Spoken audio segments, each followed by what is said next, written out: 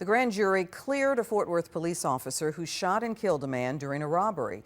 Today, police released body and dash cam video of the deadly police shooting from last December. Fox 4's Brandon Todd has that.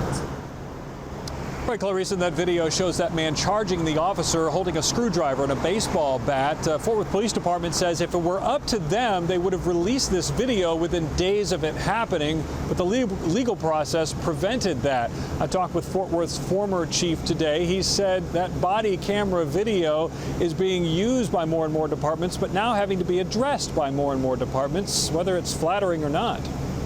The time and distance was very short. And that's what Fort Worth police want the public to see in this multi-angle view of an officer-involved shooting. It took only a few seconds for the armed robbery suspect that was inside the gas pipe store on Camp Bowie on December 2nd to charge toward an officer. And when he did, he got within 4 feet of the officer. He could have run in many different directions. Instead, he chose to charge the officer. When he charged the officer retreated. He had his gun drawn, and the officer retreated until he could retreat no more. Police said the officer backpedaled 15 to 20 feet before he fired one shot that killed 55-year-old Gilbert Reyna. A grand jury decided not to indict the officer, and police say he did everything he was supposed to do. So why wait until now to release it? We were requested by the district attorney's office to not release the video, which we did not do at the request. Technology is outpacing policy changes. Jeffrey Halstead, who now owns his own law enforcement consulting firm, was chief when this happened and says with roughly 25% of departments across the country now using body cameras, it's time for cities to figure out how quickly the public will have access to that video.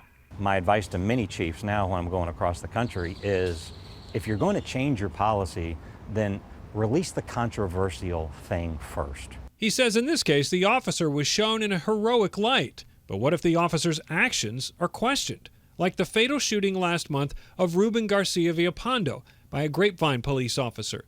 Cell phone video captured by a passing motorist just before the shooting appears to show Garcia Villapando with his hands on his head and Grapevine officer Robert Clark with his gun drawn. Garcia Villapando, who was not armed, was shot, police say, because he ignored commands to stop advancing on the officer. The shooting reportedly happened outside the view of the dash camera, and like the Fort Worth case, the Tarrant County DA's office asked police not to release it. So far, the citizen's cell phone video is the only video publicly seen of those key moments. If you think you're the only video out there, many citizens have that video as well, and as we saw in that incident, a citizen had that video and it got released. And Halstead also drew the comparison between some surveillance video that is oftentimes released by detectives just hours after a robbery or an incident. He says if that video can be released and it's not damaging to that case, then why wouldn't the body cam video be released as well? District attorney's offices need to answer that question as well. Halstead believes everything here was done correctly. He says across the country, a lot of departments have a lot to talk about. Clarice. Yes, they do. Brandon, thanks.